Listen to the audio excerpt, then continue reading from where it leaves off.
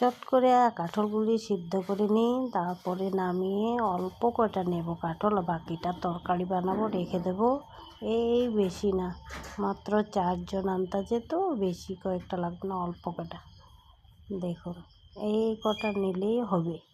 আমরাও আগে খাইনি, কিন্তু খেতে খুব সুস্বাদু হয়েছে। এই যে এই কটা নিয়েছি, আমরা 4 জনে খাবো, তো এই কটা হলেই হয়ে যাবে।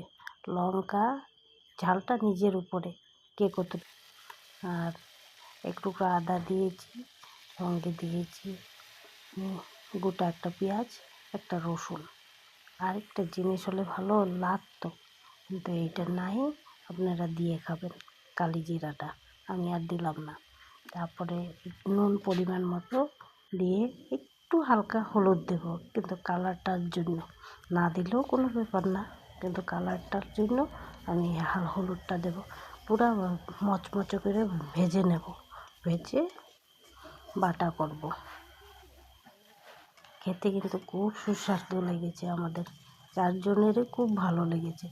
বললো আর একটু পরিমাণ বেশি করে বানালে না কেন? আমরা শিলনোড়া বেটে নিয়েছি, আপনারা মিক্সিতে দিতে পারেন। আর খেতে যে কী অপূর্ব লেগেছে। আর একটা জিনিস খাওয়া যায়, দেখি বানানো যায় কি না নাই। আরেকটা জিনিস, এটা কাঁঠালের চপ। একদিন যদি খাই, রেসিপিটা আপনাদের সাথে শেয়ার করব। আর ভালো লাগলে একটা লাইক, একটা কমেন্ট আর শেয়ার করে দেবেন।